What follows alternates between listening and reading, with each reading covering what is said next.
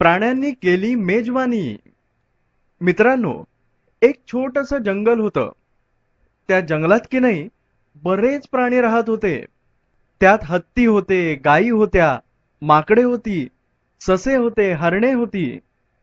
एके दिवशी गायीचा वाढदिवस होता. सगळ्यांनी मिळून हा वाढदिवस साजरा करायचा असं ठरलं. वाढदिवसासाठी एक जंगी मेजवानी आखली.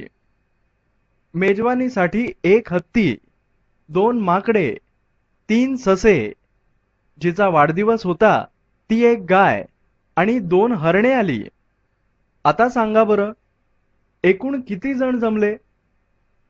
अगदी बरोबर, एक हत्ती अधिक दोन माकडे म्हणजे झाले तीन, अधिक तीन ससे म्हणजे झाले सहा, अधिक एक गाय जिचा वाढदिवस होता म्हणजे झाले सात, आणि दोन हरणे म्हणजे एकूण 9 प्राणी झाले. तर गायीने बनवली खीर बर का, माकडांनी 9 भाकऱ्या बनवल्या, सशांनी मुळ्याची भाजी, तर हरणांनी आणले 12 पेरू, हत्तीने ऊस तोडून आणले, ते होते 7, गायीने खिरीच्या 8 वाट्या भरल्या. पुरतील सगळ्यांना? नाही पुरणार, कारण एकूण प्राणी आहेत 9 आणि 8 वाट्या म्हणजेच 9 वजा 8 बरोबर 1. एक वाटी कमी पडली. तेव्हा गाय म्हणाली, मी नाही खाणार खीर. मग पुरतील ना वाट्या? प्रत्येकाला एक एक भाकरी मिळेल. आम्ही बरोबर मोजलंय. माकडं म्हणाली. ऊस किती कमी पडले? एकूण प्राणी होते 9 आणि ऊस आले 7, म्हणजेच 2 ऊस कमी पडले.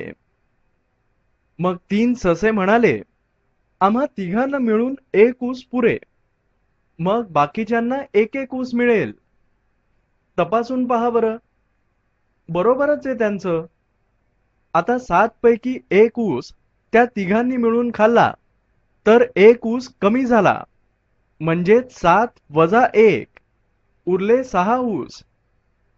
एकूण 9 प्राण्यांपैकी 3 ससे कमी झाली तर उरले 6 प्राणी. 6 ऊस आणि 6 प्राणी झाले की समान. पेरू प्रत्येकाला एक दिला तर किती उरतील? चला पाहूया. एकूण पेरू किती आहेत? 12. अगदी बरोबर.